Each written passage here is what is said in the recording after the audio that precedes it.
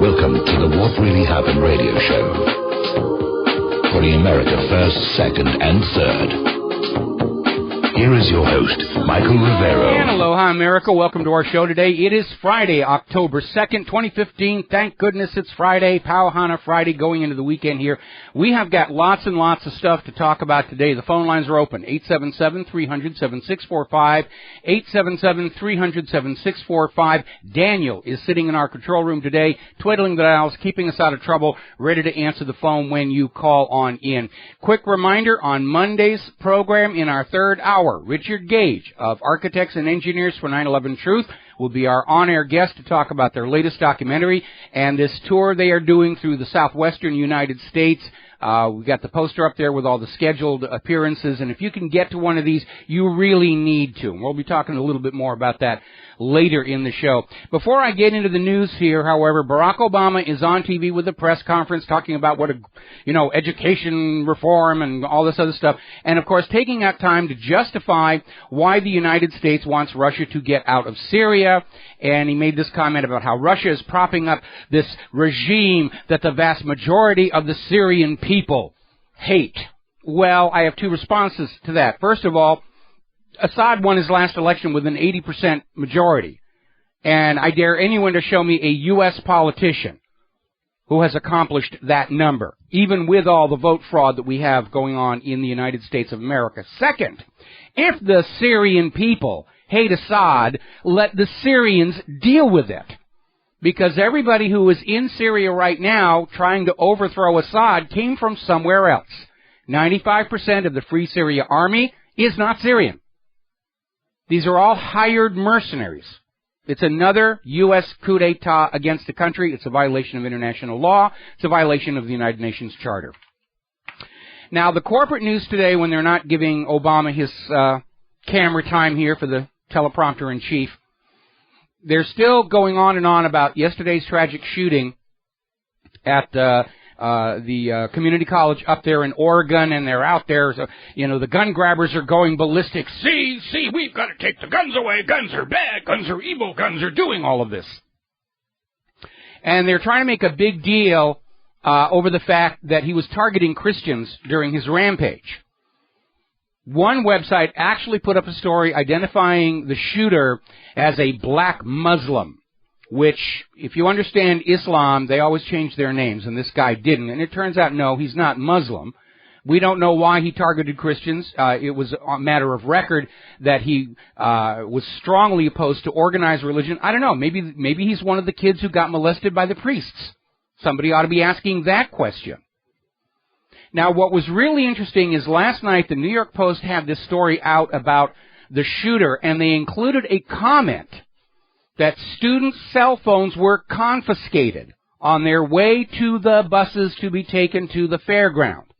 And we posted that to WhatReallyHappened.com, and almost instantly, the New York Post deleted that line from their online article. So that's something else they don't want getting out. New York Daily News is out there joining the hue and cry, the gun culture. This gun culture is evil. Guns are bad. Guns in the hands of law-abiding American citizens are evil. Guns should be kept in the hands of the military so they can go and invade other countries and kill all kinds of innocent people over there. That's a good thing. Guns killing innocent people in other countries are good. Guns that limit the power of government are bad, is basically the message that's out there. Now, more and more details are surfacing regarding Chris Harper Mercer, who is the shooter, and they're painting a picture of him which is showing a very clearly disturbed individual. And in interviewing his mother, she has acknowledged he was dealing with mental issues. Everybody's saying he was a recluse. He was very close to his mother. They shared a one-bedroom apartment. He never went anywhere. He was just at home and online. And was an interesting story coming on out. They're basically out there showing this guy was a loser right from the start here. He, had documentaries of mass shootings, and he was into porn, which I think actually is, pretty common to where you can't use that to tar anybody. But apparently, they're out there saying he was into conspiracy theories. He downloaded videos like Lost Secrets of the Illuminati and All Wars Are Bankers' Wars.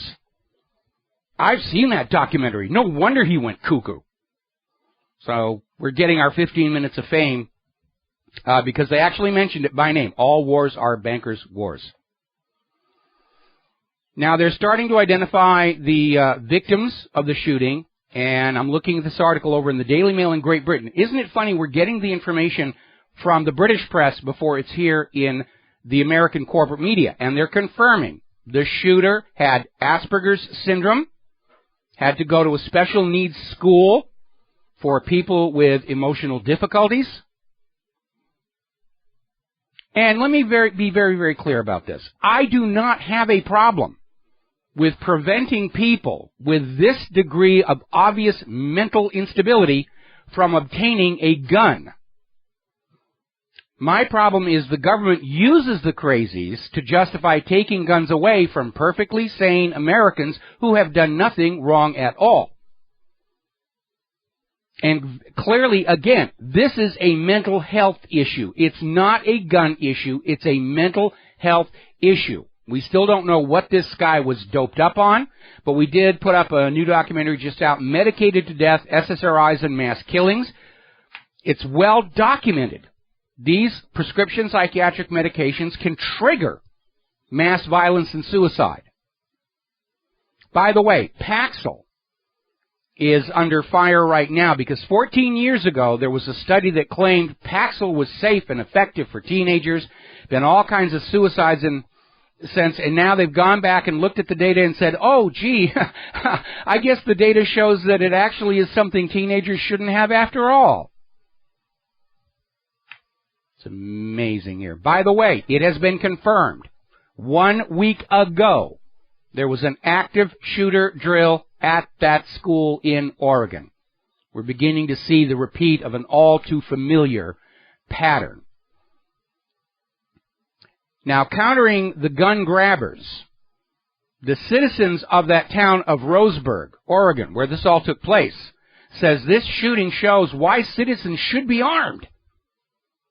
If somebody had been there with a gun, there'd be only one dead body. The nutcase. Now, here's where it gets really interesting. The Umpqua Community College it's a posted gun-free zone. However, under Oregon law, people who have a concealed carry permit can carry conceal on campus. And it turns out there's a student there who was an Air Force veteran who carried concealed, had his weapon with him, was told, no, don't go to assist the victims of the shooting. When the shooting started, he was going to run on in and deal with it, and he was prevented from doing so. This just gets stinkier and stinkier the more we go into it. And by the way, I'm not the only one who's out there. Over at Investment Watch blog, another story. Nobody believes the corporate media narrative of the Oregon shooting. Of course we're not going to. It's the corporate media. All right, we're going to grab a quick phone call from DJ in Georgia. Aloha, welcome to the show. What's on your mind? Hey, Mike. And to add to that stink, a few more things to clarify. They said that the shooter, this Chris Harper Mercer, he was actually on a terror watch list. That was, he was actually even on Interpol. There was one of the things that the media didn't talk about, but they're reporting it in international news, is that he had actually tried to gain passage to Syria via Turkey in September of this year. And he was definitely on a list. He had he was Muslim, although he was DJ, stay on the line. We got to take a break for commercials, but I want to come on back and hear the rest of what you have to say. We'll be right back. Hi, America. Welcome back to the show. Here we're talking with DJ down in Georgia, who has brought up the information that the shooter up at the Oregon Community College was apparently on all these terror watch lists.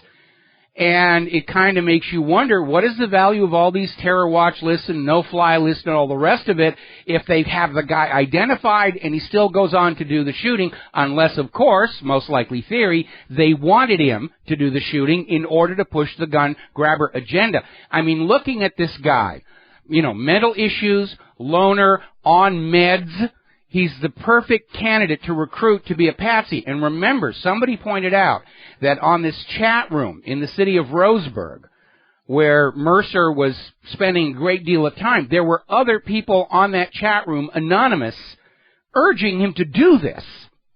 This guy was set up and manipulated to do what he did, from all appearances. Same thing they did to that kid in Australia that was on the news break. So, DJ, you know, what else do you have for us? Yeah, he was trying to sneak into Syria through Turkey. He was denied. They had to. He was on a list, so they didn't. You know, he was on a banned list of. You know, he was on a known or suspected Islamic terrorist list, which is why they banned him from entering Syria. The other thing was on his MySpace page, he had one of his friends. That they had listed was Mahmoud al-Hassani, and I guess. Okay, I'm going to have to interrupt here because I'm beginning.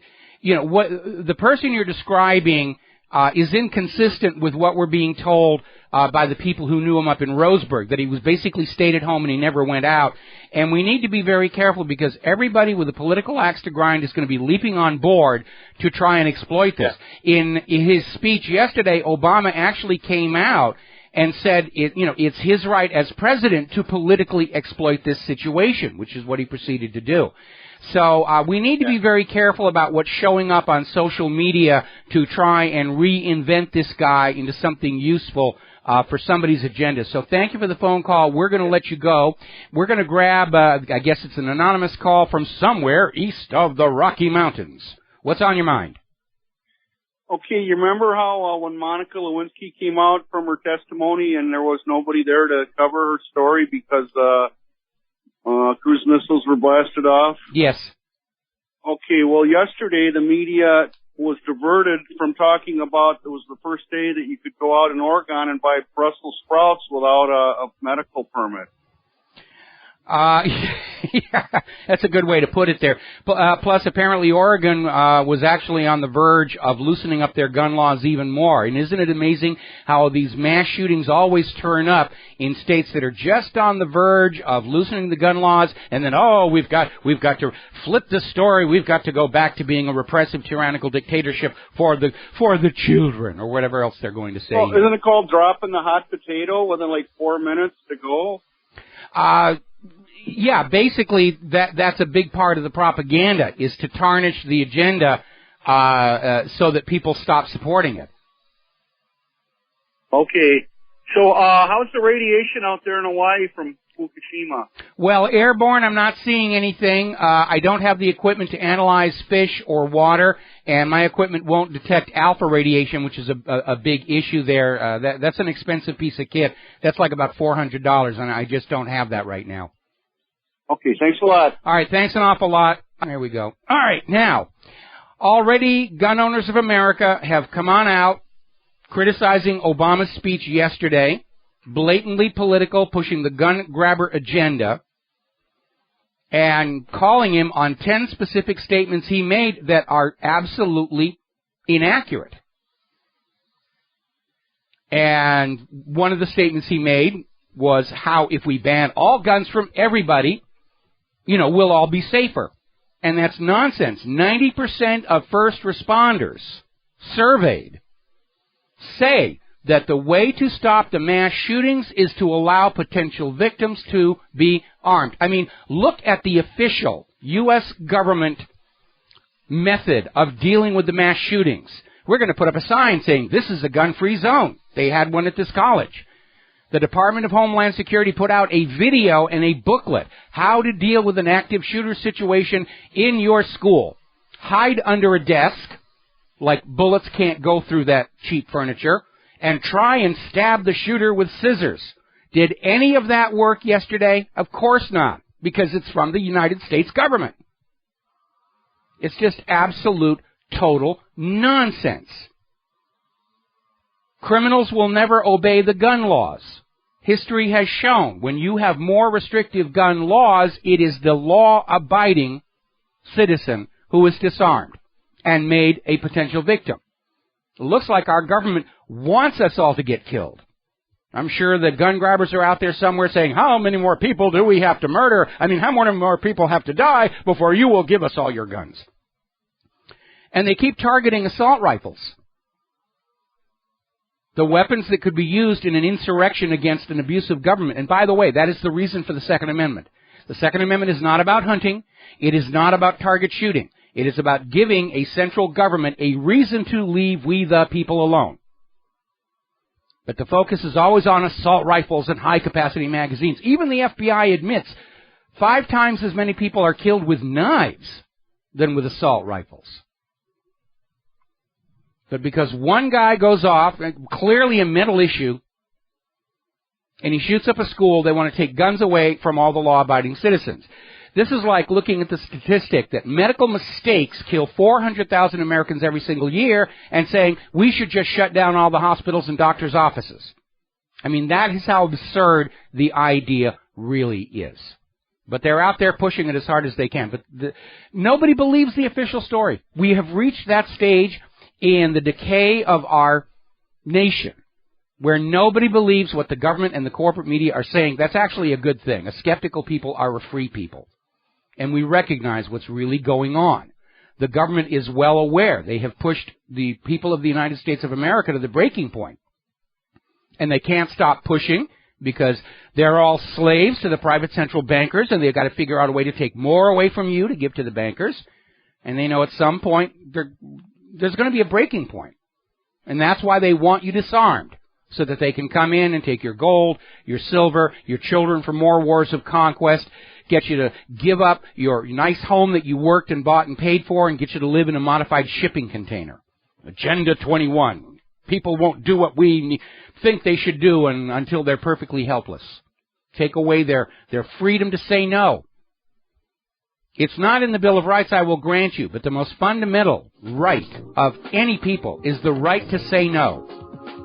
There is no freedom without the freedom to say no. We got to take a break for commercials, and we'll be right back. And aloha, America. Welcome back to the show here. And apparently when Donald Trump heard about yesterday's shooting at the community college in Oregon, the first thing he said is, sounds like it's a mental health issue. And he is absolutely right. Now, Congress actually held hearings on the problems with prescription antidepressants demonstrably triggering off erratic behavior, including suicide, violence, mass murder. But because the pharmaceutical lobby is so powerful, Congress ended the hearings without doing a thing about it. Oh, let's just go blame the guns, because the pharmaceutical companies are making much more money than the gun industry, and they've got much more generous lobbyists, so we'll just drop the blame on the guns. And again, the problem is, I don't really object to people with this degree of mental illness being denied access to firearms. The problem is they use people like this to take them away from those of us who use firearms safely, recreationally, and have done no wrong with them. We're punching holes in paper. Ooh, big threat. All right, let's grab ourselves a phone call here. Andrew in New York, aloha. Welcome to the show. What's on your mind? Hey, Michael. After these shootings always happen, one of the solutions is to get more mental health and put more people on antidepressant drugs, which are causing all of these It's just going to make the problem worse. It's going to make the problem worse. And the entire government has become so corrupted, they're willing to actually make the problem worse because, to actually deal with the problem means their campaign donation checks get smaller. One thing I want to say is, with the shootings like Sandy Hook and the one in Oregon, they say it's not normal for, even the hardcore criminals, to go randomly and shoot at people. No, they don't. I mean, before the flood of prescription antidepressants hit our population. These kinds of mass shootings were very rare. Like the Texas Tower sniper, and after they autopsied him, he had a brain tumor, so obviously there was something mechanically wrong with him. But it was very, very rare. But ever since these prescription antidepressants have flooded into our society, mass shootings are up, suicides among young people are up, domestic violence is up, police brutality is up. We're poisoning our own brains, and the government is letting it happen for the sake of a fast buck. With gun control, I don't think they won't be successful. Even at Sandy Hook, which we know like the government was behind that, they still couldn't pass gun control. Well, every time they get on this gun grabber wagon, gun sales go right through the roof. They absolutely do. By the way, a note on Sandy Hook, Wolfgang Halberg, who we had on the show a while back, has sued the city of Newtown for failure to comply with his Freedom of Information Act requests. So that's going to get real stinky real quick. Yeah, that's true. And the other subject is, yesterday I was watching the Alex Jones show, and his guest, Joe Scalzi, he said that the globalists, like, their agenda is, like, falling apart with, like, Russia intervening in Syria and in the election season. Like, they cannot push their control candidates. Like, they cannot, like, destroy Donald Trump. Yeah, he has really shaken things up. They're not able to Ron Paul him, and that leaves only one option to keep him from moving forward. And I hope Trump has got really good security around him, because remember, it was right after Robert Kennedy won the California primary and was obviously going to get the nomination that they shot him and blamed it on a Palestinian, Sirhan. All right. Thanks, Michael. All right. Thank you. We're going to let you go here. Now then, yesterday I was talking about Benjamin Netanyahu's speech, and I mentioned how the reverse angle showed a lot of empty seats in the General Assembly. Despite the implied threat from Israel's lobbies in all of those countries to cause great pain for anybody who didn't show up and applaud Netanyahu like a trained circus sea lion. It turns out Obama pulled John Kerry and Samantha Power from attending Netanyahu's speech with a video conference. Didn't want them on the floor at all. I think a lot of people were expecting that Netanyahu was going to fall flat on his face, and he actually did. That menacing silence that he put in there is already provoking all kinds of internet spoofs, where they're taking the video of that and they're dubbing in sounds like Sound of Silence from Simon and Garfunkel or Sounds of Crickets. They're making fun of it already. Benjamin Netanyahu didn't need to bring a cartoon yesterday. He's become a cartoon. He's become a caricature of himself. And I guess Netanyahu realizes that. I mean, looking at his face yesterday, that permanent self-confident smirk that we have seen before was absent. So now today we're seeing a report in Haaretz that Netanyahu has conceded that the speech he made at the UN was the end of his fight against the P5+1 Iran deal, and now he's got to move forward and somehow figure out how to live in a post-Iran deal world. Another false flag and another attack. Remember, Israel has said that if this deal went through, they reserve the right, which they don't really have, to unilaterally go in to Iran and blow up their nuclear power station the way Israel did to Iraq. And they may still do it. Now then, turning on to the situation in Syria. Russia is destabilizing Syria, at least if you're talking to the people who are currently destabilizing Syria. It's our job. You can't destabilize and bomb Syria. That's my job, gosh darn it. And that's really what it comes down to. And the hypocrisy on display from the U.S. government is absolutely stunning. They're trying to get out there with this idea that the U.S. has some kind of a right to go into Syria and bomb the place, but Russia does not. And the reverse is actually true. The government of Syria has asked Russia to come on in and help them. And Syria and Russia have a long history of cooperation and friendship. The government of Syria did not ask the U.S. government to come on in and bomb the place. It's another U.S.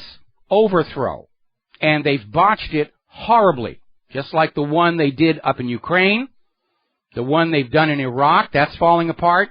Afghanistan, the Taliban is now resurgent. This whole policy of regime changing all these countries to bring them under the control of the U.S. financial system, the money junkies, it's already failing.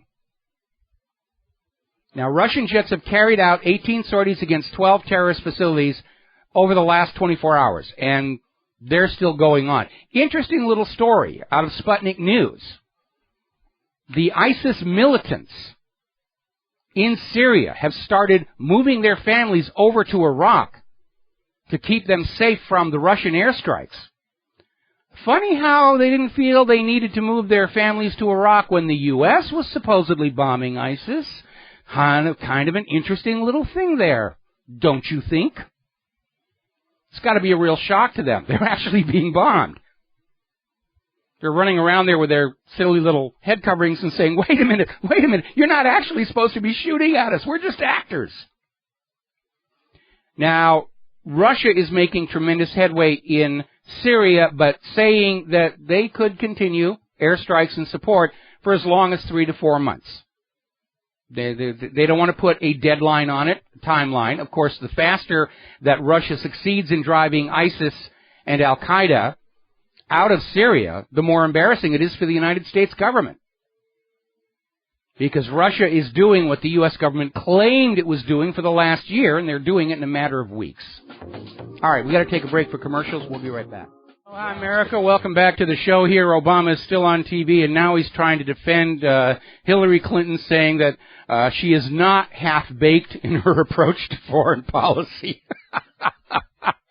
Oh, well, that's why our foreign policy has been in such wonderful shape ever since her time as Secretary of State. Earlier in the week, we were getting reports that Iranian forces were going to join with Russia on the ground in Syria, and of course Israel was making a huge thing about we have a right to attack Syria because we will not allow Iran to be so close to our borders, which is kind of like Canada saying they have a right to attack the United States because they don't want Mexicans so close to their border.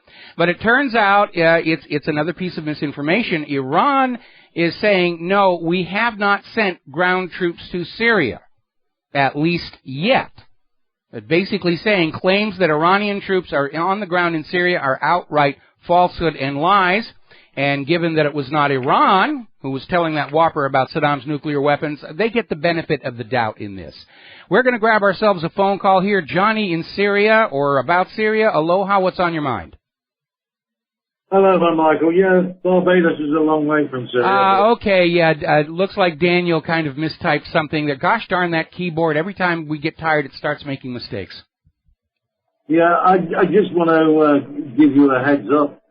I've been talking to friends from Turkey. Yes. They're getting really worried.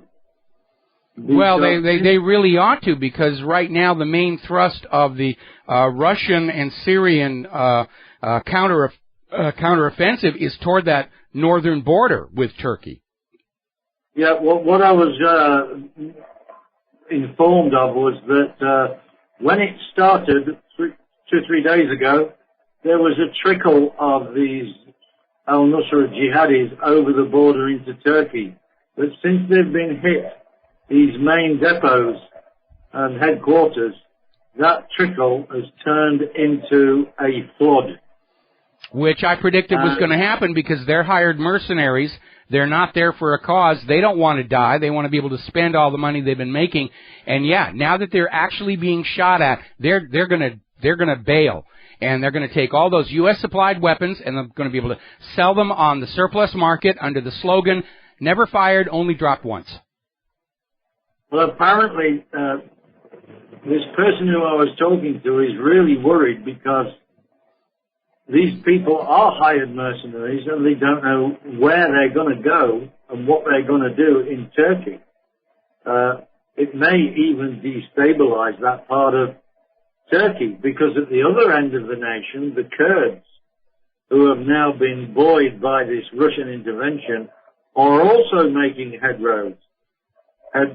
Yeah, that could cause some serious blowback there for Erdogan. And that should be a reminder to world leaders. Don't sign on to these U.S. Plots because they're not working, and you could lose your own country in the process here.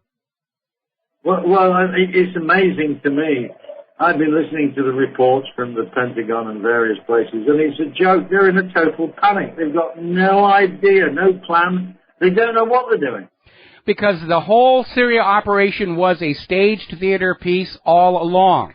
Oh, we're going after ISIS and Al-Qaeda, and they're bombing Assad. And Russia's called their bluff. Putin put them in a corner with their own propaganda. And no, there really isn't anything they can do.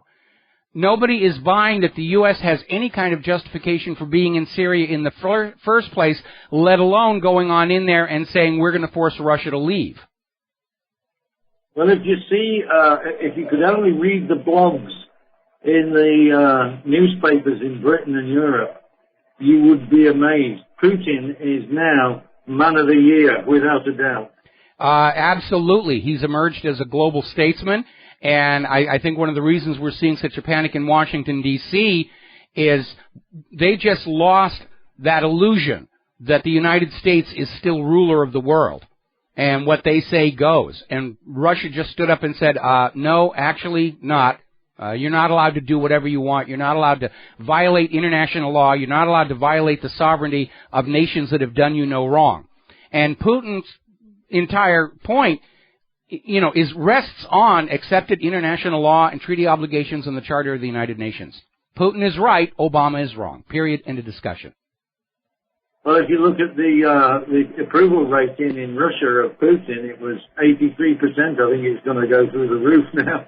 And of course, the approval rating of our Congress and Obama and the corporate media is definitely down there in the Al-Qaeda and about to be flushed. Yeah, I think someone's got their hand on the chain already, yes, ready to pull it. Anyway, Michael, I thought I'd give you that information about that now Turkey is getting really, really worried because of all these tax-theories going back over the border into Turkey. Well, I'll tell you who's really going to get nervous is up in Europe because all of these Syrian refugees that they're welcoming in with open arms, now they got to be looking at them and realizing how many of these people are hired mercenaries who are just going to start killing and shooting as soon as somebody sends them a money order. Well, I think Jordan is in the same position. They're piling over the border into Jordan because the effort seems to be by the Russians is in that whole western area of Syria. Once they've completed that, I think they'll just turn their attention to the main body of ISIS. Yeah, it is. It's.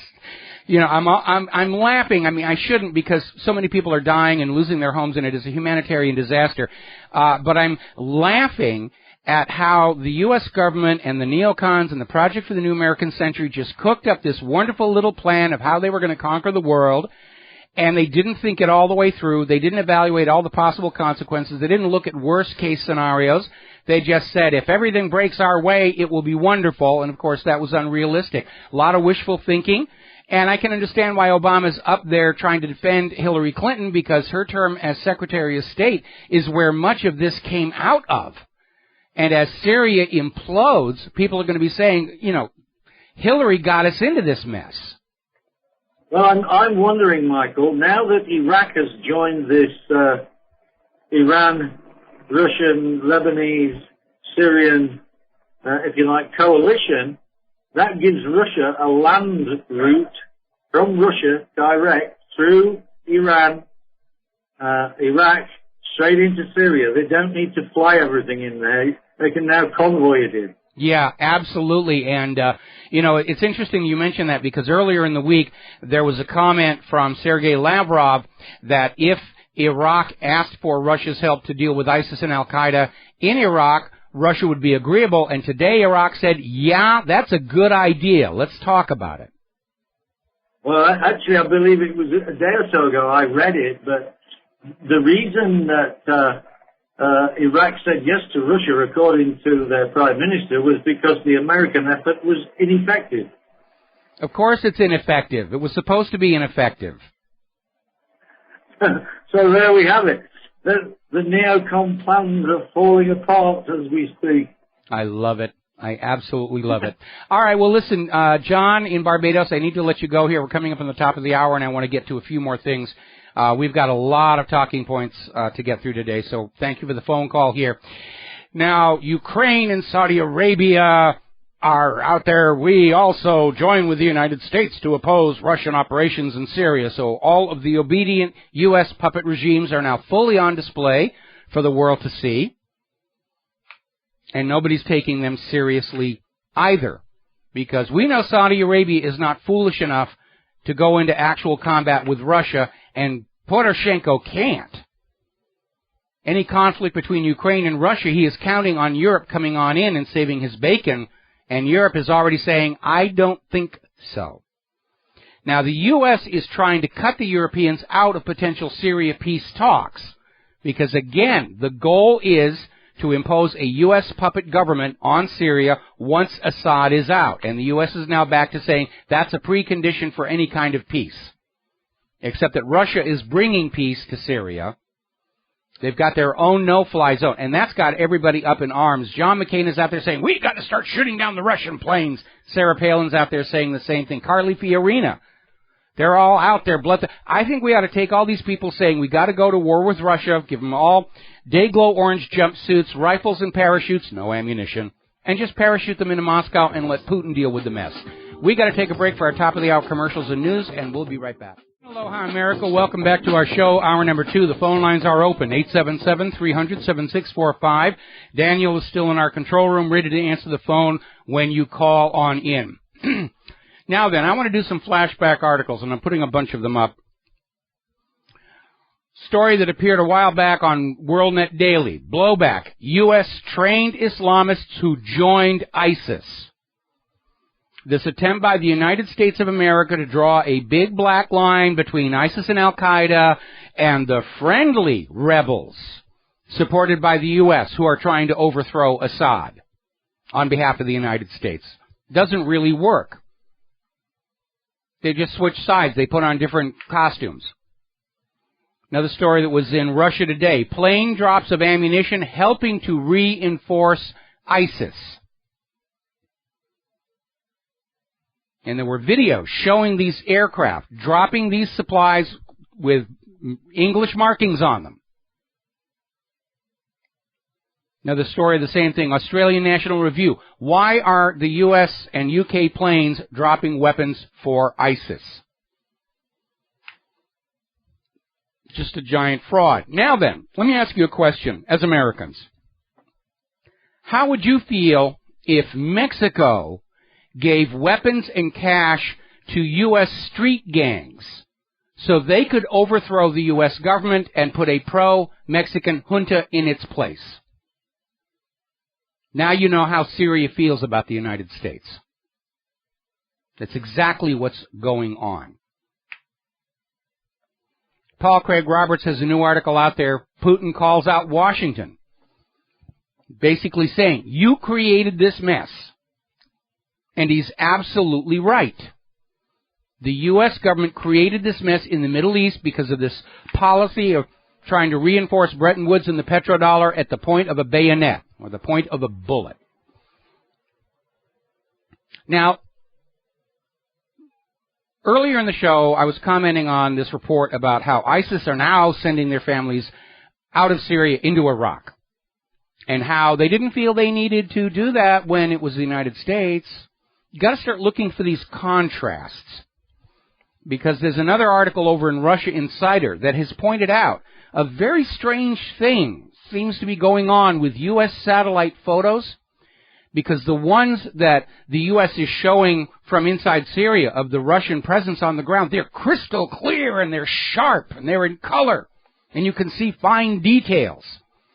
But all the photos that we have been shown from the same satellites taken in Ukraine to, quote, prove Russia has crossed the border there, they're black and white, they're grainy, they're fuzzy, they're blurry. Isn't that weird how the U.S. spy satellites just don't seem to work as well over Ukraine as they do over Syria? Strange thing when you really think about it.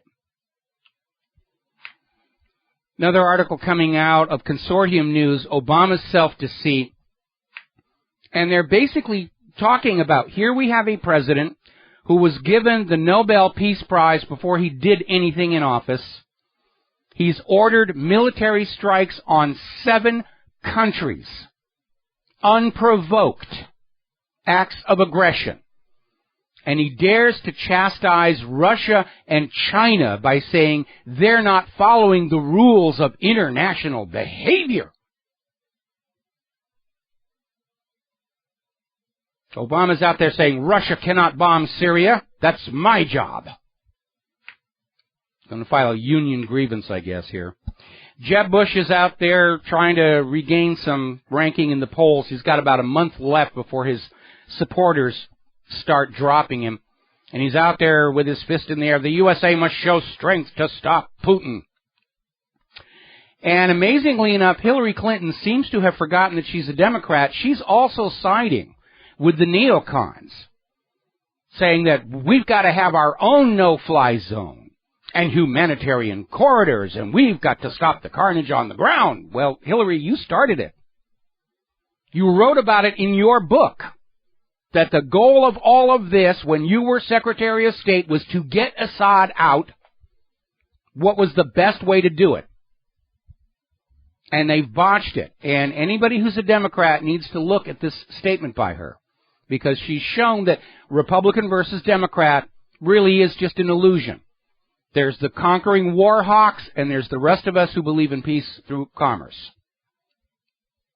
Now, interestingly enough, a general in the United States Air Force, the Deputy Chief of Staff of the Air Force in charge of intelligence, Robert Otto, said that as far as he can tell, Russia is not attacking the U.S.-backed Syrian opposition. They are, in fact, succeeding in targeting ISIS and Al-Qaeda. Now, remember, the intelligence community in the United States is very upset right now, because all of their careful analysis of what's really going on is being rewritten by political higher-ups to please the bosses. And these intelligence analysts, they know history. They understand that toward the end of World War II, Nazi Germany was going through the same thing. The lower downs were producing accurate reports of what was going on. Gains versus losses. And the German high command was rewriting them because they didn't want to upset the Fuhrer, didn't want to be demoted, didn't want to be shot. And accelerated the end of the war. Now then, the American corporate media makes a big deal about quotes and reports coming out of the Syrian Observatory for Human Rights. The Syrian Observatory for Human Rights is out there saying that President Assad is tap dancing barefoot on shag carpeting. Or something. Well, as it turns out, the Syrian Observatory for Human Rights is not in Syria. It's in Great Britain. It's run by one guy, Rami Abdul Rahman. He's a Syrian immigrant to Great Britain, and he runs this entire Syrian Observatory for Human Rights out of his 2-bedroom home in Coventry. He's another fraud. He's another propaganda front. Syrian Observatory for Human Rights. It's amazing. I mean, the lies are just piling up. They brought out the bovine excrement howitzer to fling it at us right now. And over at Global Research, they have a story, The Anti-Russian Lying Machine in Action, and basically saying, yeah, everything coming out of the U.S. is nonsense. Putin called them correctly on these stories that Russia's strikes were killing civilians on the ground, came out before the Russian planes had actually entered combat.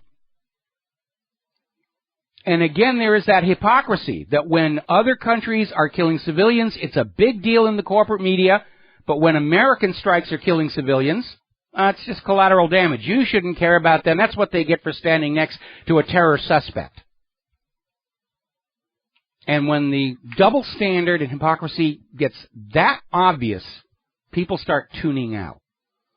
Another article over in RINF.com. If Russia found a cure for cancer, the corporate media would try and find a way to make it look like it's a bad thing. Oh, how dare they undermine the profits of the American cancer industry. It's an evil plot by Putin to bankrupt the medical establishment here in the United States. Which might not be a bad thing, because according to the World Health Organization, the United States has the most expensive health care on earth, and it is the absolute poorest among all developed nations. We are right at the bottom in terms of quality of actual health care. Bottom. At the bottom. Russian lawmaker Pushkov is commenting, the European Parliament is adopting all these anti-Russia resolutions like it doesn't have anything better to do, and they do. The European Union's in serious trouble. But let's go bash Russia. It makes us look effective. We'll be right back. Aloha, America. Welcome back to the show. And along with all the other bovine excrement coming out of that bovine excrement howitzer, we're seeing a revival of the fear-mongering about ISIS. ISIS is tearing the tags off your couch cushions. ISIS is hiding in your bedroom closet. ISIS killed the dinosaurs, whatever. And the serious one here now is there is this German reporter who is supposedly embedded with the ISIS fighters, is claiming that ISIS is planning a nuclear tsunami. And they're going to kill several 100 million people. See, the lies keep getting bigger and bigger and bigger to try and have shock value. Because shock is the only way they can get a lie past skepticism. Adolf Hitler actually warned people about that in his book Mein Kampf, where he warned, the bigger the lie, the more people will tend to believe it. Now, one of the big lies you've been told is that Hitler advocated the use of the big lie. But if you actually read Mein Kampf, which will put you on the terror watch list, I'm sure, he was warning against its use. He was saying, be careful when you are being told these fantastic lies. The human nature is the people will just accept it without question. Like women made from ribs and talking snakes and magic apple trees. Now, up in Afghanistan, there was a crash of a Hercules transport, and apparently the Taliban is claiming that they shot it down in Jalalabad. Now, the Taliban is resurgent. They are now trying to take their country back from U.S. puppet ruler. And so now Obama's already saying, well, that promise I made to bring our kids home from Afghanistan, well, you understand why I have to go back on that one, And you'll go along with me because I'm the president, really.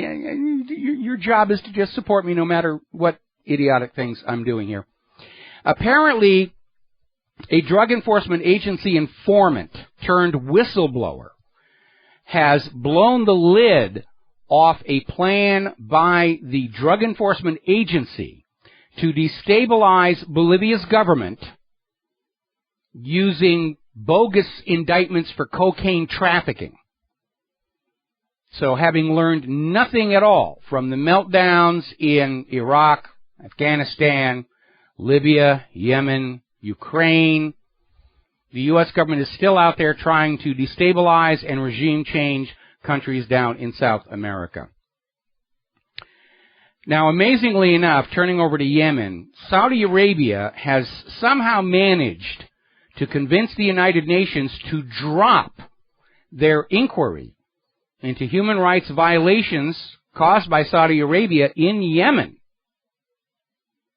And apparently this was caused because Netherlands, for some reason, withdrew their draft of a resolution. So the UN at this point is provably corrupt. It's compromised. And you need to remember that in the years just before World War II, there was another global organization that was there to keep the world peaceful. After World War I, it was the Organization of the American States, OAS. And in order to open up the door for World War II, OAS had to be compromised and destroyed. And they're doing the same thing to the United Nations now.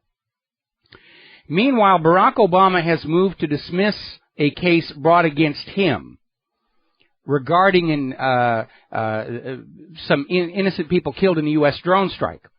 And that is a reality of the drone strikes. Every time a terror suspect is killed with a drone strike, and I emphasize the word suspect, hasn't had their day in court, no evidence has been provided. In fact, it is known that the terror suspects are picked based on behavior patterns. In other words, they're guessing. It's a campaign of terror. So, a gentleman whose family was killed in the U.S. drone strike has brought lawsuit, and the U.S. government has asked the court in the District of Columbia to dismiss the case, saying that, family members of people killed in U.S. drone strikes have no legal standing to bring a case against the U.S. government. In other words, what they have said is, we are above the law, both of this nation and international law, and therefore you do not have standing to come in and complain when we blow your family up. That's actually their legal argument. You don't have standing to charge us for war crimes. Up in Ukraine, rocket launchers belonging to Kiev have been spotted just 5 miles from the front line in eastern Ukraine. This is a complete violation of the Minsk Agreement, which required all the heavy weapons to be pulled back to these holding areas. So once again, Poroshenko is not playing by the rules. And the Western media will tell you Putin is the bad guy. He's provoking. He made Poroshenko do it. Down in Israel, as the tantrums continue over the failure to kill the Iran policy, they're taking it out, unfortunately, on the Palestinians. Attacks into Gaza, attacks into the West Bank. Supposedly there are 2 Israelis who have disappeared, and they've sent legions of IDF into the West Bank to arrest and harass everybody there. And meanwhile, there continues to be what is called water apartheid going on, because the settlers who build the illegal settlements will deliberately contaminate the Palestinian water supplies. When they build those illegal settlements, there's no sewage treatment plant. They just have a giant sewer pipe that comes out one side of the settlement, and inevitably they have it pointed at the Palestinians' farmland or their water supply. So, now you've probably heard all these stories about Holocaust survivors who survived attempts to gas them. I think the record is 6. Guy wrote a book saying he survived being gassed by the Nazis 6 times. And they got another one. This is over at libertyfight.com. 90-year-old Auschwitz survivor survived 3 Nazi concentration camps and walked out of the gas chamber alive. Was quoted as saying, "I just never realized it was a gas chamber. It must not have worked." Well, there's another explanation. It wasn't a gas chamber. It was a delousing chamber. Zyklon B is an insecticide that kills fleas. And fleas were the primary vector of the typhus epidemic sweeping across Germany toward the end of World War II. May have even been biological warfare. We'll be right back. Aloha, America. Welcome back to the show here. And as we were mentioning before the commercial break, Israel is taking out its rage and frustration over their defeat regarding Iran. They're taking it out on the Palestinian people. Somebody fired a bottle rocket across the fence into a dirt lot in Israel, and Israel launched multiple airstrikes into Gaza. Apparently, Israel has launched a major operation into the West Bank in response to an Israeli couple coming under artillery fire. Anybody here think that the Palestinians in the West Bank have artillery? Now, the British government has come on out. They've been keeping track, saying Israel has conducted 696 attacks on Gaza since last year's ceasefire. We know who the aggressor is in this situation. Meanwhile, Jordan, which has technical authority over the holy sites in Jerusalem, has condemned Israel's closure of the Al-Aqsa Mosque, saying that it is going to aggravate the situation. Israel is basically not allowing worshipers to go into Al-Aqsa if they are under the age of 50. Now, for those of you who go to church, how would you feel if you showed up to go to church and there were armed men outside saying, "We have decided you're not allowed to go in"? Are you going to calm down, or you're going to get more angry? You're probably going to get more angry, and that's what Israel wants. Israel is trying to get the Palestinians to do something dramatic that they can say, "Aha, the Palestinians are attacking," and launch another war against them. And you would think by now that Netanyahu would realize they've done this so many times, the world knows that's exactly what they're doing. Or maybe Netanyahu just doesn't care. And just keep looking in the mirror and saying, "The world believes me. The world believes us." Whatever. Now, on Obama's press conference earlier today, along with defending Hillary Clinton, pushing for more gun laws, and the rest of that, he got on to the topic of the economy. And he started pushing this idea that we have to raise the debt ceiling for the U.S. government. It is absolutely necessary to protect the full faith and credit of the United States. Now, first of all, we know the U.S. government has already gone past its debt ceiling. The official tally of the U.S. government debt that they admit to has been frozen over at the U.S. Treasury Department's website for 200 days. Raising the debt ceiling does not protect the full faith and credit of the United States any more than you can raise your credit score by maxing out all your credit cards and then trying to apply for more of them. It doesn't work that way. But they're starting this whole thing, Obama's out there saying that, Congress has to get the budget together and get back to doing the important work like declaring war. And they're going to be putting that focus on that question, should we raise the debt ceiling or not? And that really isn't the question. They want you to think that's the question because they don't want you to ask the other question, the real question.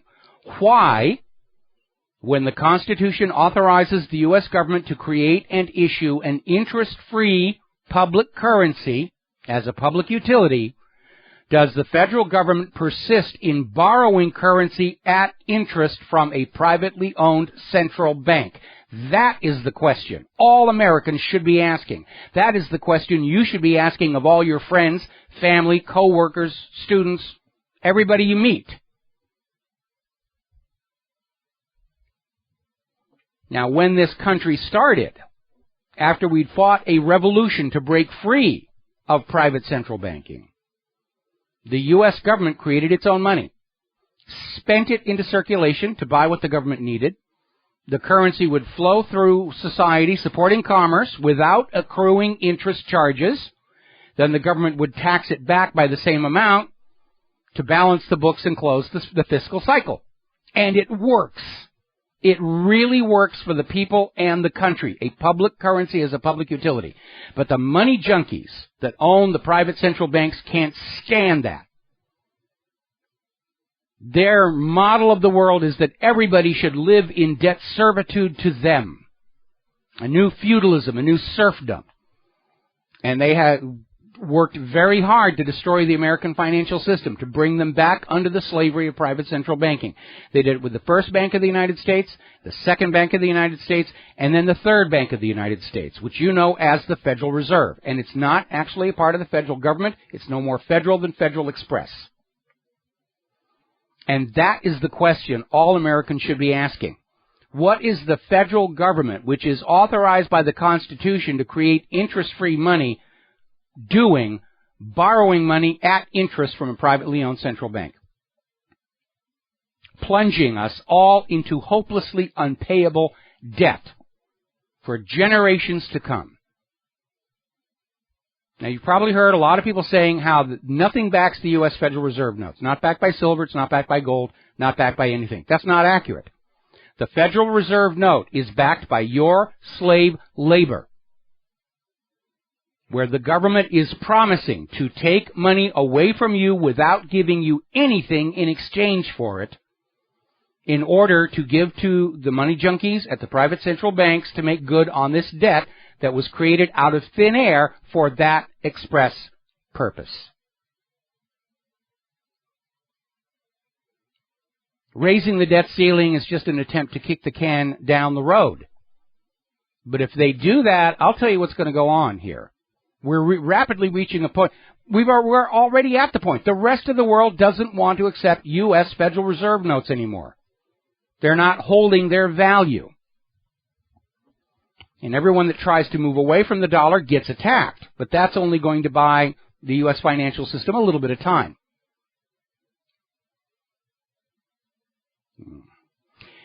Story out of SHTFplan.com, panic as investors lose their appetite.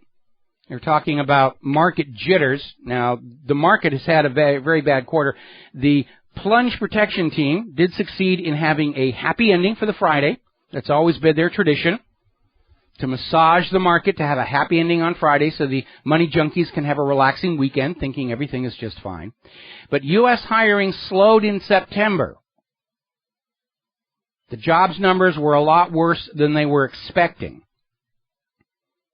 Right now, a record 94.6 million Americans are not in the U.S. labor force. That's almost one-third of the population.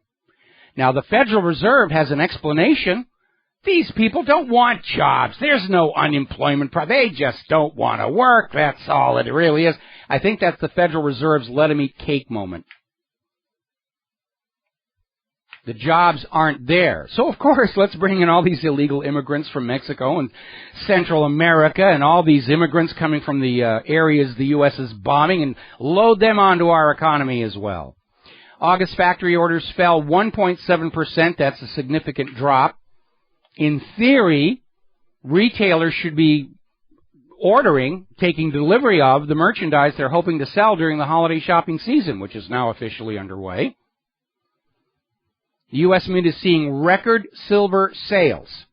Physical demand has gone through the roof. They're still gaming the prices down. Take advantage of it. Now's the time to be buying silver and gold while they're holding the prices down. They can't do it forever. And forget about the changes in gold and silver physical prices from day to day or week to week. Look at the long trend, and you will see why this is a good way to protect your wealth from this runaway money creation to try and paper over the problems. We've got to take a break for commercials. We'll be right back. And aloha, America. Welcome back to the show here. The big headline on the corporate media, Hillary Clinton will appear on Saturday Night Live this weekend. Well, I wasn't planning on tuning in anyway. The ghost of Obamacare has reared its ugly head. Minnesota officials are complaining that health insurance premiums are going to rise anywhere from 14 to 49% next year. All to not exactly entirely pay for the worst health care of any developed country. Wonderful system we've got there. All right, I'm going to take a phone call now. Mo in Florida. Aloha. Welcome to the show. What's on your mind? Hi, Michael. Thank you for taking my call. I just absolutely love your show. And I just wanted to, can you hear me all right? I can hear you just fine. Ron Paul is the only person I know that's really called the Fed out, and like Peter Schiff, I think he was his campaign or financial manager, whatever. Directly call the Fed out and what crooks they are and how this thing's a scam.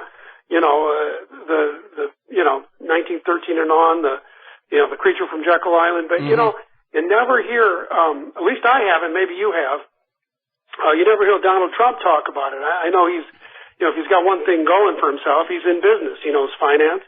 He never says a word about the Federal Reserve, and I'm really not sure about him. I know you think he's the cleanest, dirtiest shirt, whatever type thing. No, I didn't say that. I've had a lot of problems with Donald Trump, but I'm supporting him because he's definitely not part of that establishment. Now, whether Trump is, Trump is playing to the masses, and he may not realize how many Americans understand that the Federal Reserve is a fake and a fraud and a Ponzi scheme.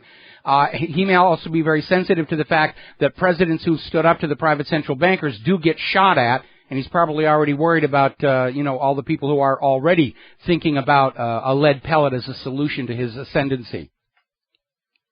Well, that could be true. I guess that's why I admire people like Ron Paul, because they come right out and say, to hell with it. I'm telling the truth. Yeah. So I don't like that about him. I just don't like that about him. That's a compromise, in my opinion. But I do know what you're saying. He's, whatever it is. I just think, his daughter became Jewish, and I got nothing against Jewish faith, just like you. I'm talking about the banksters, the Rothschilds, whatever, the Ashkenazis, whatever you want to call them. But, his daughter married one of the richest Jews, a developer, and she converted to Judaism, to, whatever. I'm not saying that that's wrong. I'm just saying that Trump knows everything. He knows about the Federal Reserve. He knows about, who controls everything. And I've never heard him say it. I have to tell you in all honesty, I disagree with you a little bit.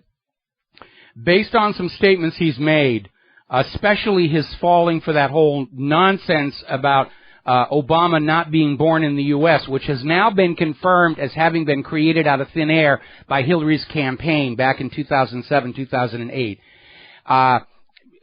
Donald Trump is obviously an excellent businessman, but he's dangerously naive about the inner workings of our political structure, and too much of what he thinks he knows is going on has come from the corporate media. And he is in desperate need of a political advisor who can say, this is what's really going on behind the closed doors of Washington, D.C., because Trump, I think in many ways, is as naive as Jimmy Carter was going into office. And Carter was absolutely blindsided, at the utter viciousness and the willingness to just break the law by those who wanted to cause him harm. And I think Trump is more of the same. So Trump, Trump may be convinced that the vast majority of Americans think the Federal Reserve is part of the federal government, and that's all well and good. And Trump probably does understand that presidents who stand up to the bankers get shot at. Well, Michael, I'll say this one more thing. I should run for president. I'm smarter than Trump. I'm listening to your show. Well, I'm smarter than Trump, too, at least on certain key issues. Actually, the people we've got lined up to be our politicians, they tend to come across as absolute idiots. The fact that Sarah Palin actually got nominated to be a candidate for vice president tells you all you need to know about the political class. They look good in clothes. They talk good on TV. They got a lot of money behind them. They're willing to sell their mother for $1. That's the qualifications for the job. Actually knowing anything doesn't seem to be a job requirement.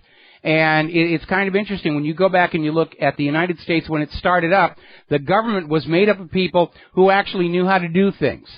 And government was just a part-time honorary position. And when they weren't in the government, they were out there actually making businesses work. Ben Franklin was a publisher and an inventor. Thomas Jefferson was a practicing lawyer. John Hancock sold insurance. Paul Revere was a silversmith. These were people who knew how to make things work. And that was a blessing for the early United States. We were never supposed to have a permanent ruling class of hereditary wealth and full-time lawyers, lording over us. And that's where we are right now. Yeah, well, I know what you're saying, but that's pretty stupid. Listen to some of the comments that have come out from some of these people about the Internet, that it's a bunch of tubes, or they refer to it in the plural, the Internets. And I don't know how accurate this is or not, but, Hillary is now claiming that she doesn't really know all that much about what goes on in an email server. And frankly, from the fact that they didn't wipe her server, that may actually be true. She apparently thought just hitting delete got rid of the emails. That's just scary. Well, thank you, Mike. Maybe they just haven't taken the red pill like we have, but thank you very much. You're telling me like it is. That guy that called in from whatever it was, Cameroon, whatever, yesterday, yes. He said it exactly how. Where was he from? There was one who called in from in the Caribbean, and I think that's the one you were talking about. Was calling in from the Caribbean. Yeah, whatever. He nailed the spirit of your show. He gets it. So keep it up. I love you, brother. All right. Thanks a lot. I will keep on going just as long as I possibly can. And yes, I took my vitamins this morning and quit drinking and doing all this other healthy stuff. All righty. Now then, over in Bavaria, which is in the center of Germany, it's centered around Munich, Their business leaders are now standing up to Merkel and saying it is time to end this Russian sanctions nonsense because it is causing them huge financial harm, and coupled with the loss in sales and value to Volkswagen following that emissions software scandal, they're in trouble. If the Russian sanctions continue, you're going to start seeing German automakers go out of business. Now, Volkswagen has come on out saying that, it's kind of a funny thing going on with the Environmental Protection Agency because the EPA has caught American car makers committing these kinds of frauds with the emission systems. But the American car companies don't get plastered all over the corporate media, and they don't get fined anywhere near as much. There seems to be a double standard going on. The Georgia Attorney General's office has fined a mechanics heating and air service in Marietta for posting fake positive reviews on Yelp and Kudzu. So for all of you who are out there loading up your reviews on those websites, it is considered fraud, and you can be prosecuted for it. Now, there's a very interesting article over at Medium.com, How Steve Jobs Fleeced Carly Fiorina. And it's very illustrative. You should read it in its entirety. And we have this woman who almost destroyed the Hewlett-Packard Corporation, insisting she's smart enough to run the United States of America. And this article goes into the deal that was made between Apple and Hewlett-Packard for Hewlett-Packard to sell the iPod under the Hewlett-Packard brand, which is kind of weird because Hewlett-Packard's whole thing is inventing and innovating new products, not slapping their label on somebody else's. And Carly Fiorina just blew the deal horribly. Apple got the iTunes software pre-installed on all Hewlett-Packard computers, was great for them. Hewlett-Packard did not get the right to sell the most up-to-date iPod, so by the time the Hewlett-Packard branded iPod would hit the stores, Apple had a newer one that was already out, and it turned into a financial disaster for Hewlett-Packard, contributing to its almost collapse. And if Carly Fiorina can't think these things through, then no way she qualified to be president. She's out there running because, like Hillary, she thinks women will vote for me because I'm a woman. And that's a stupid reason to vote for anybody because they're your gender, your orientation, your color. We need to return to the concept of a meritocracy. The power and authority should go to people who know how to actually make things work. We need to return to the wisdom of the founding fathers of this nation. We've got to take a break for our top of the hour news and commercials, and we'll be back with hour number 3 after these few words. Aloha, America. Welcome back to our show. Hour number 3. The phone lines are open, 877-300-7645. Daniel is in our control room, his hand hovering over the telephone handset, waiting to swoop on down and put you on the air with your comments and questions. All right, let's get on to Hillary and her email server. As you know, there was another document dump from the State Department with far more emails with classified information in them. And it basically underscores the fact that she has been lying all along about this. And I remember when she first came out and said, I did not have classified emails on my server. And my first thought was, okay, well, if you don't have classified information on your server and you weren't using the government server, and we know the Secretary of State deals with classified information, what server were you using? And now, those classified messages, I didn't think you meant those, and over with that situation. Then she tried to claim, well, they weren't classified when I got them. And that's nonsense because much of it, especially the spy satellite data, is classified at the moment of creation. And if the copies of the emails with classified information on her server do not have the headings saying this is classified information, that means somebody deleted it so that Hillary could say, I don't have classified information on the server. And by the way, that is a felony to remove the classification headers from classified emails. Now, as I mentioned earlier in the week, one of the things that surfaced from this latest document dump is how the federal government was telling 60 Minutes what questions to ask in their interview with Julian Assange. In other words, CBS News was basically acting as a front for the federal government to come on in and plant more propaganda. Apparently, the little kerfuffle over Anthony Weiner's wiener occupied much of her attention, as well as it should. Her best buddy, Huma Abedin, is Anthony Weiner's wife. And Hillary Clinton was spending quite a bit of time on that as well.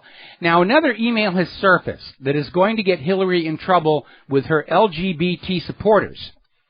Because back in 2010, the State Department wanted to make a change to the U.S. passport application form, replacing the words mother and father with parent 1 and parent 2. So far, so good. Hillary Clinton objected. And she said, I understand that we live with letting people with non-traditional families choose another descriptor, but we have to retain the presumption of a mother and a father.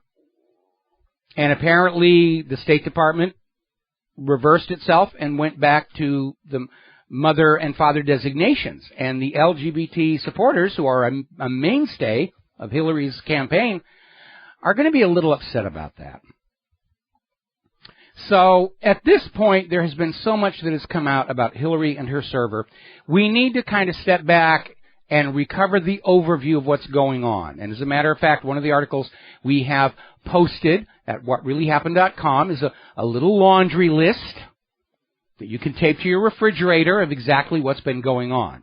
Meanwhile, over at DailyCaller.com, they have a very thoroughly researched article of the 8 laws that Hillary Clinton could and should be indicted for breaking. 18 U.S. Code Section 793, gathering, transmitting, or losing defense information. 18 U.S. Code 798, disclosure of classified information. Now remember, Hillary Clinton's lawyer, David Kendall, does not have the required security clearances to be handed copies of certain types of classified information. Special compartmentalized, no foreign spy satellite. And Hillary gave him a jump disk with all of it on there.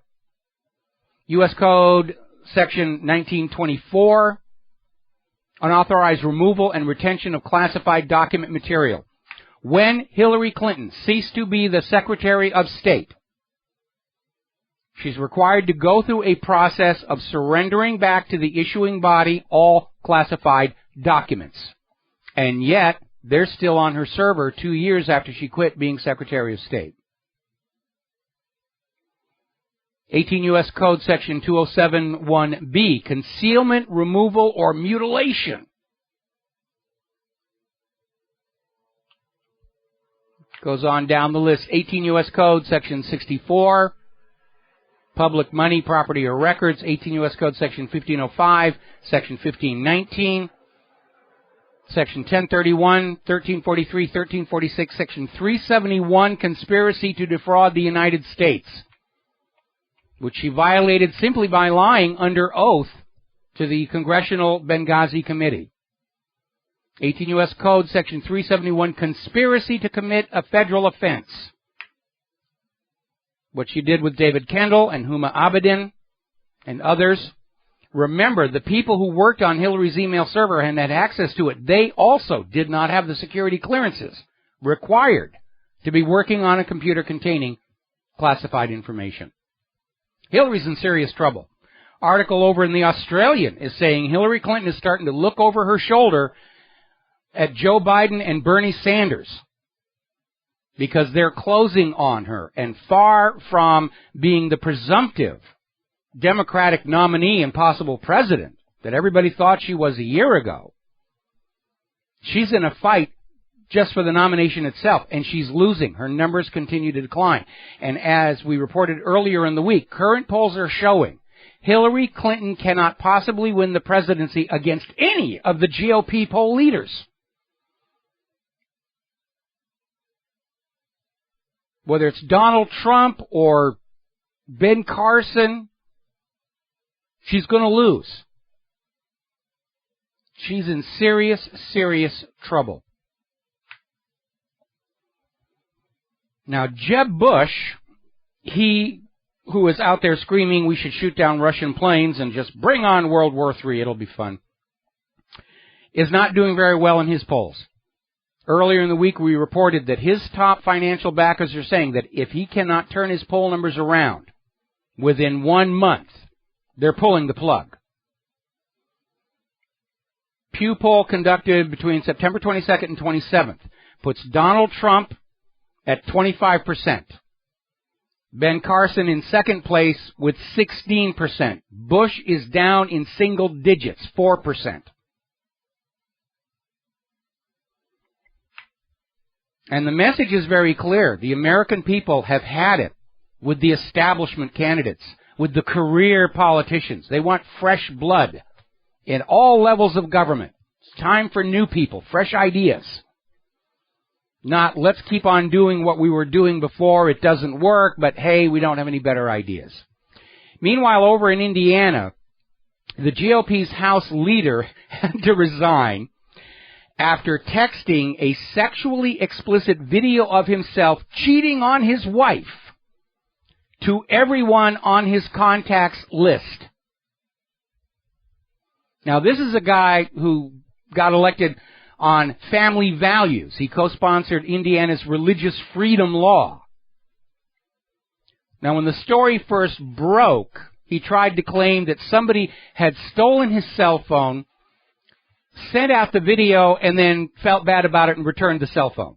And nobody's believing that either. I mean, first of all, cheating on his wife. Second of all, making a video of it. And I will concede that maybe he meant to text the video to a particular close friend and accidentally sent it to his entire contact list. But I mean, this kind of decision-making shouldn't be in any kind of governmental position. This is not somebody who's thinking very clearly at all. We got to take a break for commercials. We'll be right back. Aloha, America. Welcome back to our show here. I'm looking at this commercial on TV about this device that's being sold to cure joint pain by flashing LED lights at it. Boy, oh boy. All right, now then, getting on back to more serious things. As I mentioned earlier in the show, Richard Gage of Architects and Engineers for 9/11 Truth is going to be on our program Monday. Definitely looking forward to that. And he's already out there with stops on his tour through the Southwest. And there's a report about one of the appearances here. At Structural Engineering Summit, 24 structural engineers signed AE 9/11 Truth's petition. Many still don't know about World Trade Center 7. And there was this trade show. It was 8 hours, and Richard Gage was there, Las Vegas structural engineer Stephen Dusterwald. And they were basically talking to these structural engineers from around the country. Showed them the video of the collapse of building number 7.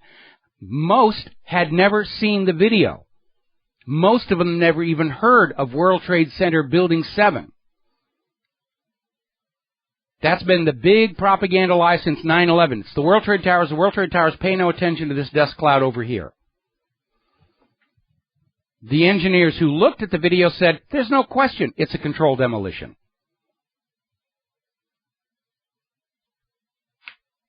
So, we're gaining. Meanwhile, Congress has failed to renew the medical care for the 9/11 first responders. They've served their usefulness. Just let them go off and die and cease being a burden to the government here. Now, over in Great Britain, the BBC, the news network that reported on the collapse of building number 7, 26 minutes before it actually happened, and they weren't alone with that, Fox and CNN also did it. BBC, buggering British children. I think that's what it stands for. Panorama, which is sort of their version of 60 Minutes, is planning a show on the growing pedophile scandal. And like 60 Minutes smearing Jennifer Flowers to help Bill Clinton, Panorama is planning on attacking the survivors of the child sex abuse. And they're just going to go out and try and smear them. Oh, you just want attention. You just want to hurt the politicians and these wealthy people. And a lot of people at BBC are expressing their concern that this an attempt to demonize the victims is going to prompt a backlash, primarily because 2 established cases proven of VIP pedophiles were among the BBC's own big stars, Jimmy Savile and Stuart Hall. And going on out and attacking the survivors of child sexual abuse is going to remind everybody of how the BBC treated the victims of Jimmy Savile and Stuart Hall. Now, we're seeing a report from unreportedtoday.com. Word is going around the British court system that Lord Janner will be found unfit to stand trial over child sex abuse allegations against him. And apparently both the prosecution and defense agreed at a hearing at the Old Bailey that former Labour MP Greville Janner is not fit to enter pleas or stand trial due to advanced dementia. The reason this is such a scandal is because less than a week after making this assertion, Lord Janner was seen out and about, acting perfectly fine, conducting business, not seeming demented at all. But the fix is in, as it were. And I think the reason the fix is in is because of how high this pedophile ring goes. Remember the Franklin scandal here in the United States? That one reached all the way to the White House itself. There was actually a documentary produced about it. Conspiracy of Silence was going to go on, I think it was the Discovery Channel, and a whole bunch of members of Congress went to the Discovery Channel and said, you will pull this program, and you will give us all of the videotapes, or we will pass laws that will make it impossible for you to do your business. And Discovery Channel caved, but a surviving copy of an editor's work tape was found. And that's from what, you can go out on YouTube and find Conspiracy of Silence. All right, we're going to grab ourselves a phone call here. James on St. Thomas, aloha, welcome to the show. What's on your mind? Hey, how you doing, man? I'm doing great. So, I'm hearing you loud and clear and in stereo. In stereo? That's a surprise. I've only got one microphone. Here, let me lean over to the left speaker, and let me lean over to the right speaker, and probably didn't notice the difference. Well, it looks like you have a nice balance system built in, you know. So, oh, well, good. Got to have good sounds. Got to have good tunes. Yes. So the question I wanted to ask you is, what do you think about the U.S. Navy going out to the South China Sea? And I don't know if they're trying to create a little tension over there to show them well. Well, absolutely, because, you know, the right now, the United States has to find some reason to get into a state of war with Russia and with China in order to prevent the ruble and the yuan from further displacing the U.S. dollar in global trade and banking.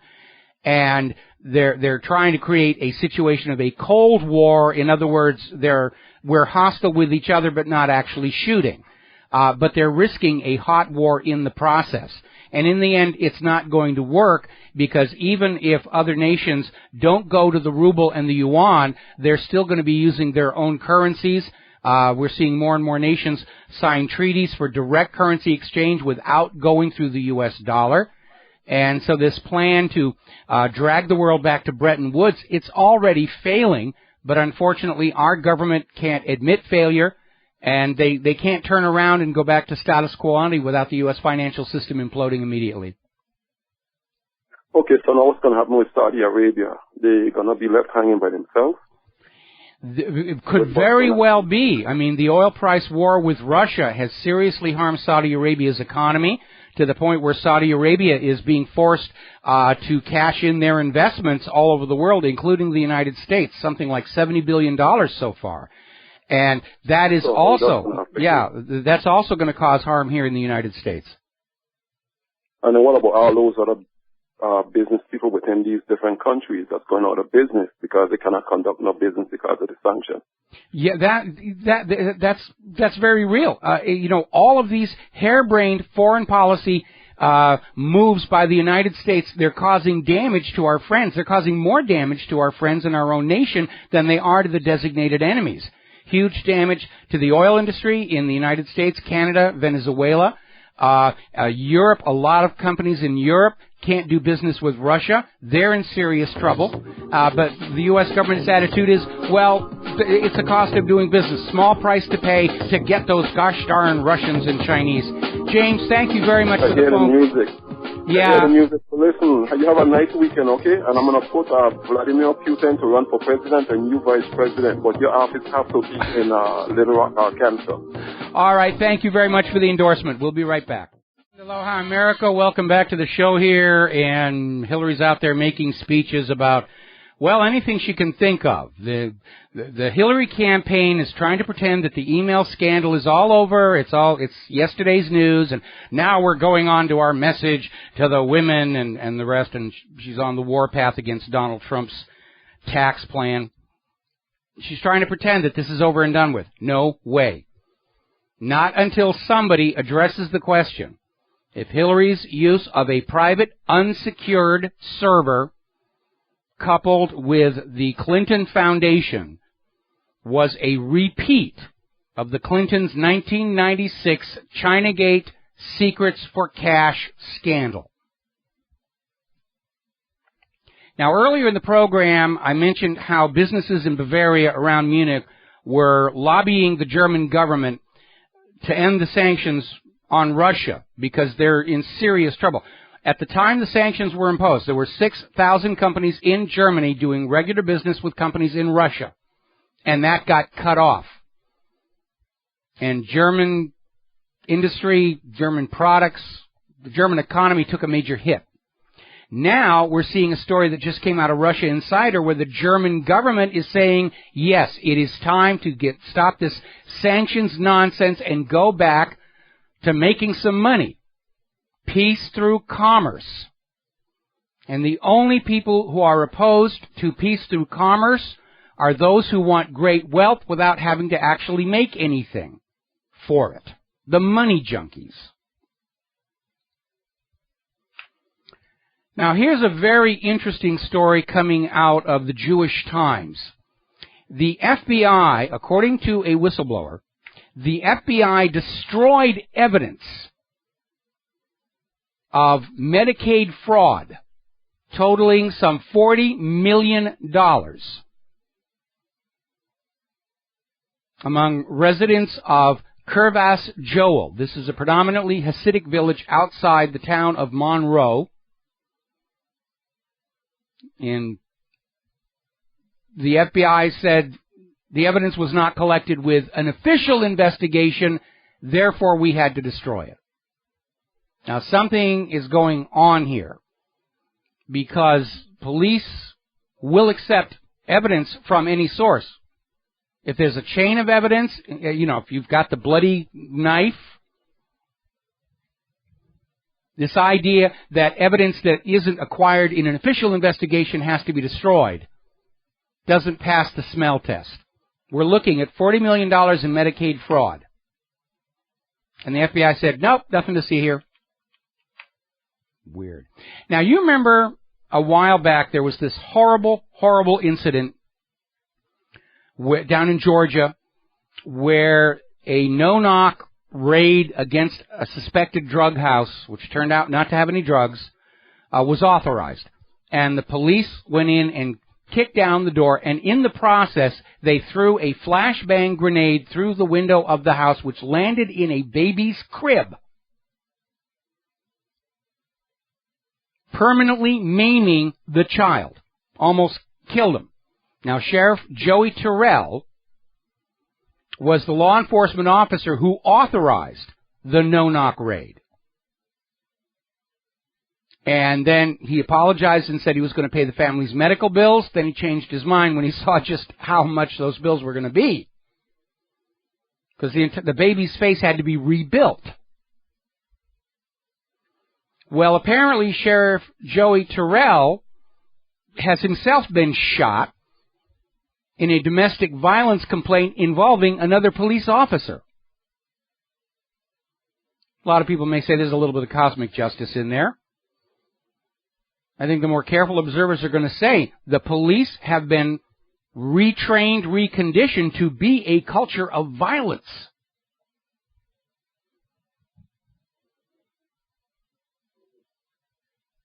So, turning to the world of computers, 15 million T-Mobile customers have been exposed in a data breach. The breach did not happen at T-Mobile, but over at Experian. You've probably seen Experian credit tracking, and one of its business units was hacked. And the breach occurred on a server that contained the data of T-Mobile. And T-Mobile's having to notify the customers. This is why the cloud isn't such a great idea. This is why returning to the 1970 models of giant mainframes that hold everything is a bad idea. Because it's a one-stop shopping center for the hackers. They don't have to, if your data is on your computer at home and my neighbor's data is on his computer in his home, the hackers have to go to house to house to house to house trying to get the data. When all the data is collected together into these giant cloud server farms, it's an open invitation. The hackers just have to hack one machine and they get everything they want. It's almost like there's an intentional plan to place all of our private data at risk to make it easier for the cyber criminals to carry out what they're doing. It is a bad policy. It makes money for the owners of these giant machines, but it's not really what's best for us. Massive parallelism is the best protection against deliberate attack or even system failure. When everything's on a cloud server, when that cloud server goes down, everybody stops working. Now, if you are a user of Chrome or Safari, you're probably familiar with a plugin called AdBlock. Very popular. And it does what it says. It prevents the ads from getting in the way of doing what you're doing. And according to an announcement, AdBlock has been sold. But nobody will say who bought it or what it's sold for, or if it's even going to be available any longer. Maybe somebody bought it so that we can't stop the ads anymore, including the ones with all the built-in malware that seem to be the fad these days. Now, over at Microsoft, they got to be getting a little bit nervous because Windows 10 adoption has leveled off. They had a good first month with all the advertising, all the people who had Windows 10 preloaded on their computer and just push the button and you're up and running. But despite the expensive marketing campaign, the free upgrades for Windows 7, 8, and 8.1 users, it's already falling off. People don't like it. They don't trust it. My issue is here, even with the free upgrade from Windows 7, I don't know what of my current applications on Windows 7 will run under Windows 10. Why should I upgrade to Windows 10, even for free, when the inevitable result will be I'm going to have to buy new versions of all of my software, and I don't have the money to do that? This model of a whole new operating system and all new software every 5 years works in a healthy economy when we've all got money. It is a disaster in economy where people need to hang on to their tools as long as possible. And I don't understand why Microsoft just doesn't get it.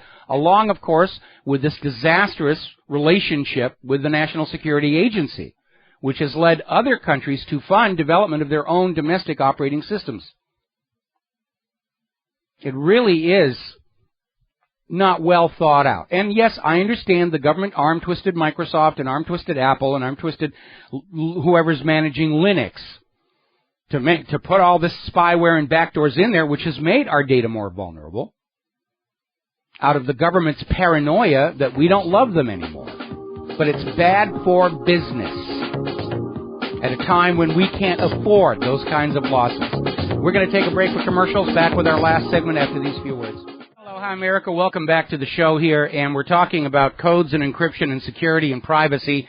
And as you know, the FBI has gone on a campaign to try and get the government to pass laws mandating all encryption must have a backdoor for the government to use. This has been an ongoing battle going all the way back to DES. And the FBI insists they need it to find terrorists. And they are lying because terrorists are not going to obey any laws that you have to use this or that encryption. They're going to write their own. And we proved on this website that it is actually very easy to create new systems of encryption the NSA cannot break, because we did it 6 times over the course of an entire year. And the NSA would have been well motivated to break the code in order to discourage other people from starting to learn how to write their own codes in encryption. So the FBI is out there saying you will mandate people will use these codes that have a backdoor, you'll make it a crime to use any other form of encryption, and we will be safe from terrorists. And if you believe that one, I have some of Saddam's nuclear weapons to sell you. But they're running into resistance, and not just from privacy advocates. James Banford has come out with some new information having to do with what was called the Athens Affair. And it's called that because all the way back in the 2004 Olympics, Greece's government and the NSA cooperated in modifying Greece's telephone system to allow interception of phone calls. So far, so good. And they listened to the phone calls to try and see if there were going to be any terror attacks. But when the NSA left Greece, they didn't take their spy technology with them. They left it in place. And shortly thereafter, the government of Greece discovered that somebody was using this lawful intercept system to spy on the Greek president, members of the legislature, journalists, and other leading people. And it underscored the reality that every time the government puts a backdoor into encryption, into your router, into your security on your computer, it is creating an opportunity for somebody to find and exploit that.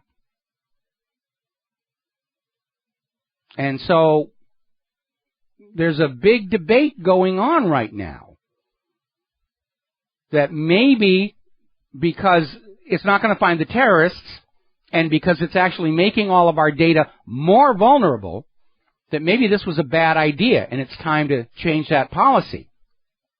Because I don't know if you've been keeping track or not. Ever since the NSA started mandating all these backdoors, security breaches are happening more and more often. And they haven't found any terrorists. It's another typical U.S. government idea. Expensive, abusive of our civil liberties, and completely ineffective. Made in America. Look for the union label. So that Athens Affair is basically saying there is a reason, a realistic reason for ordinary people to have encryption that the government has not backdoored. To protect our business secrets, and remember the Apex scandal in Seattle, U.S. government agents were stealing business secrets from the computers of attendees to the conference and giving them to Bill Clinton's political cronies.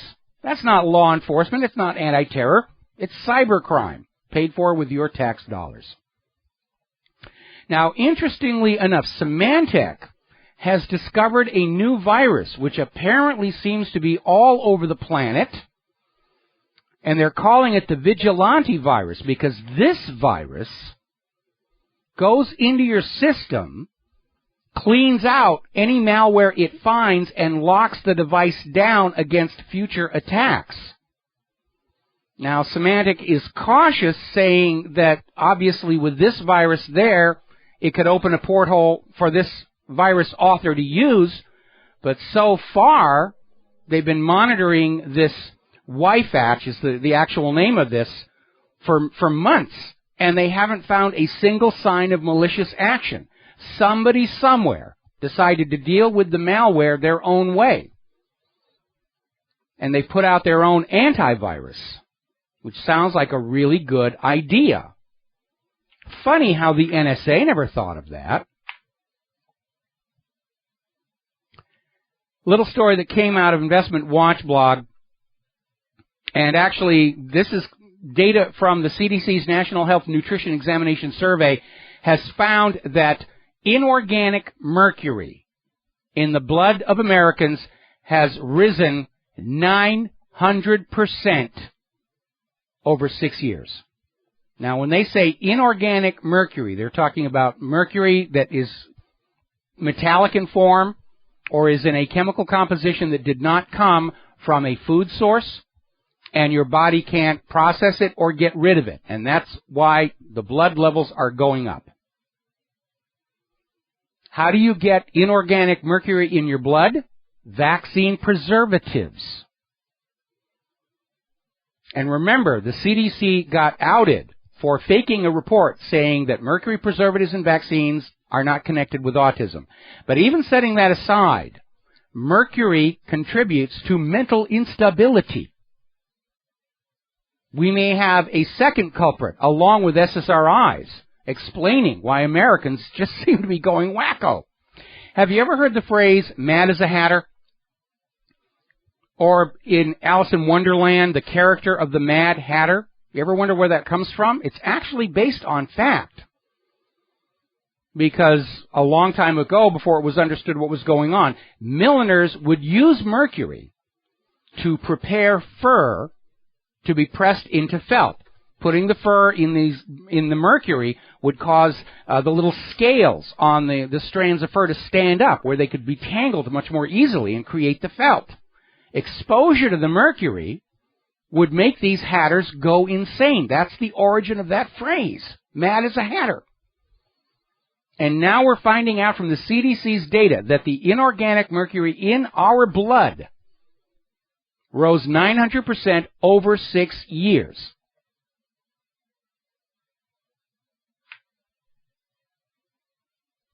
Along with the SSRIs, that could be a big reason why Americans just seem to be going crazy.